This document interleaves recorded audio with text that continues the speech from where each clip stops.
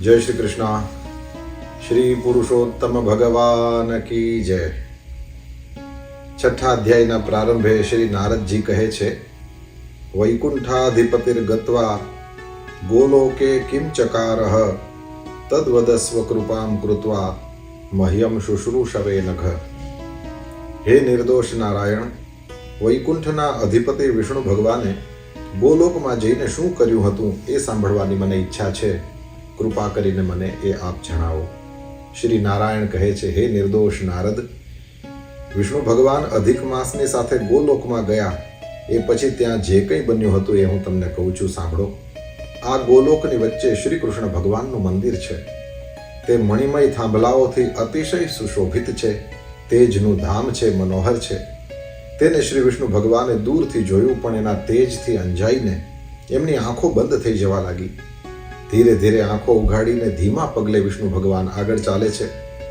એ વેળા એમણે અધિક માસને પોતાની પાછળ રાખ્યો હતો. ભગવાનના મંદિરે પહોંચ્યા. અધિક માસ આનંદયુક્ત થયો છે. ત્યાં દ્વારપાળો ઊભા થઈ ગયા. એમણે શ્રી વિષ્ણુ ભગવાનના ચરણોમાં વંદન કર્યું છે.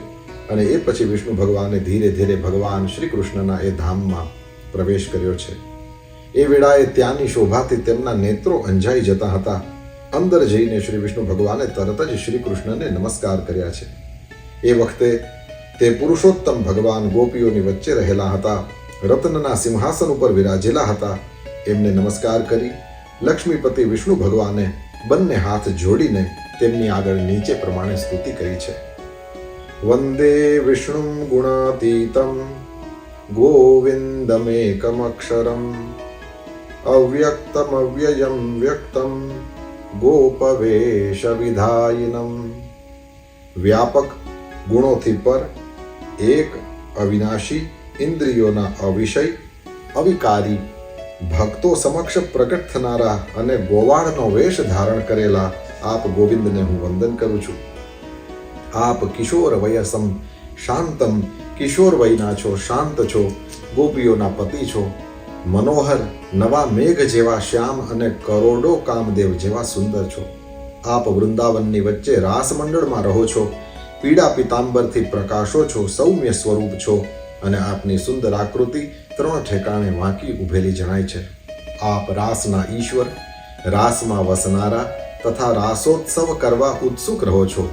આપ બે ભુજાવાળા, હાથમાં મુરલી ધારણ કરનાર તથા પીળા વસ્ત્રો પહેરનારા છો. આપ અચ્યુત ભગવાનને હું વંદન કરું છું. આમ સ્તુતિ કરીને શ્રી વિષ્ણુ ભગવાને શ્રી કૃષ્ણ પરમાત્માની આજ્ઞાથી એમના પાર્ષદો દ્વારા સત્કાર પામીને રત્નના શ્રેષ્ઠ સિંહાસન પર બેઠા છે. શ્રી નારાયણ કહે છે, શ્રી વિષ્ણુ ભગવાને કરેલી ઉપરયુક્ત શ્રી કૃષ્ણ સ્તોત્રની જે સ્તુતિ છે એનો પાઠ સવારના પોરમાં ઉઠીને જે પાઠ કરે છે એના પાપોનો વિનાશ થઈ જાય છે. ઇતિ વિષ્ણુ કૃતમ સ્તોત્રમ પ્રાતરુત્થાય યઃ પઠેત પાપાની તસ્ય નશ્યંતિ દુસ્વપ્નઃ સત્ફલપ્રદઃ. તેના પાપોનો નાશ થઈ જાય છે. જો કોઈ ખરાબ સ્વપ્ન આવ્યું હોય તો તે સારા ફળને આપનારું થાય છે. ઉપરાંત પુત્ર પૌત્રને વધારનારી અને ગોવિંદ વિશેની ભક્તિ પ્રાપ્ત થાય છે. અપકીર્તિનો નાશ થાય છે. લાંબા કાળ સુધી સત્કીર્તિ વધે છે. શ્રી વિષ્ણુ ભગવાને ત્યાં બેઠા અને એ પછી અધિક માસને શ્રી કૃષ્ણના ચરણ કમલની અંદર વંદન કરાવ્યા છે. એ વેળા શ્રી કૃષ્ણની આગળ તે ધ્રુજી રહ્યો હતો. એટલે શ્રી કૃષ્ણ ભગવાને પૂછ્યું કે આ કોણ છે? અહીં ક્યાંથી આવ્યો છે? એ કેમ રડે છે? આ ગોલોકમાં કોઈ દુઃખી હોતું નથી. ગોલોકમાં વસનારા બધાએ સદા આનંદથી વ્યાપ્ત રહે છે.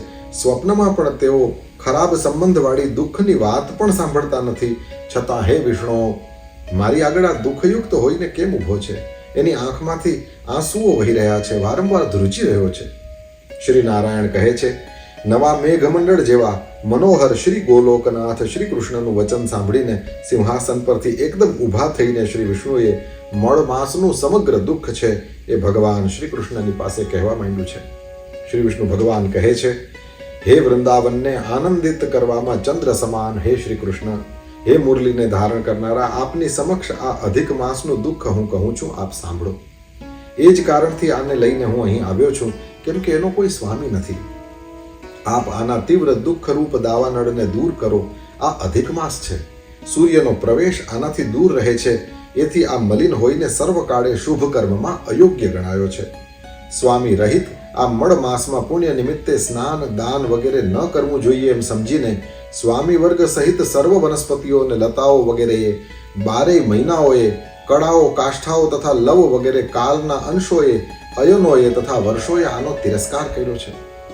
આવા દુઃખરૂપ અગ્નિથી આ બળી જ રહ્યો છે, મરવા માટે તૈયાર થઈ રહ્યો હતો, પણ પાછળથી બીજા કોઈ દયાળુએ આને પ્રેરણા કરી, તેથી આ મારે શરણે આવ્યો છે.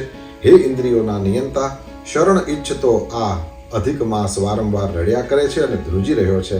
આણે પોતાનું સર્વ દુઃખ ખુલ્લી રીતે મને જણાવ્યું છે. ખરેખર આનું દુઃખ મોટું છે અને આપ વિના એને દૂર કરવું અશક્ય છે. આ કારણથી હું આ નિરાશ્રિતનો હાથ પકડીને આપના આશ્રય આવ્યો છું. આપ પારકું દુઃખ સહન કરી શકતા નથી એમ વેદ જાણનારા કહે છે. આથી કૃપા કરી આપ આને દુઃખ રહિત તથા આનંદયુક્ત કરો.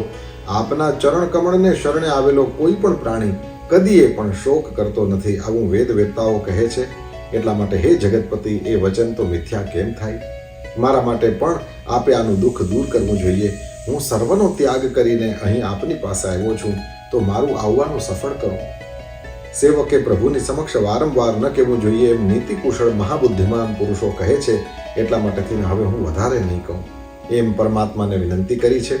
શ્રી વિષ્ણુ ભગવાન એ ભગવાનના મુખ કમલને જોતા એમની સામે ઊભા રહ્યા છે. ઋષિ મુનિઓ સૂત પુરાણીને કહે છે, હે સૂત, તમે ભગવત કથાનું દાન કરનારા છો, ખૂબ વર્ષો સુધી જીવો, જેથી શ્રી હરિની લીલાઓની કથારૂપ સેવવા યોગ્ય અમૃતનું અમે તમારા મુખે પાન કરતા રહીએ. હે સૂત, એ પછી ગોલોકવાસી શ્રી કૃષ્ણએ શું કહ્યું હતું અને પછી શું કર્યું હતું એ પણ આપ જણાવો. શ્રી વિષ્ણુનો તથા શ્રી કૃષ્ણનો સંવાદ સર્વ લોકો ઉપર ઉપકાર કરનારો છે. હે સૂત, બ્રહ્માના પુત્ર નારદજીએ ઋષિઓના ઈશ્વર તપસ્વી શ્રી નારાયણને શું પૂછ્યું હતું તે હવે કહો. એ નારદ મુનિ ભગવાનના મહાન ભક્ત છે અને શ્રી હરિના દેહ સ્વરૂપ જ છે. તેથી એમનું એ પ્રશ્ન વચન ઉત્તમ ઔષધ રૂપ જ હોવું જોઈએ. ઉદિતમ વચનમ પરમ ઔષધમ. આવું અદ્ભુત વચન એ શ્રી નારદજીનું હોવું જોઈએ. તો આપ અમને એમણે શું પૂછ્યું અને પછી શ્રી કૃષ્ણએ શું કહ્યું એ જણાવો. ઇતિ શ્રી બૃહન્નારદીય પુરાણ વિશેના પુરુષોત્તમ માસ મહાત્મ્યમાં શ્રી નારાયણ તથા નારદના સંવાદમાં પુરુષોત્તમ વિજ્ઞપ્તિ નામનો 6ઠ્ઠો અધ્યાય અહીં પરિપૂર્ણ થાય છે. શ્રી પુરુષોત્તમ ભગવાન કી જય.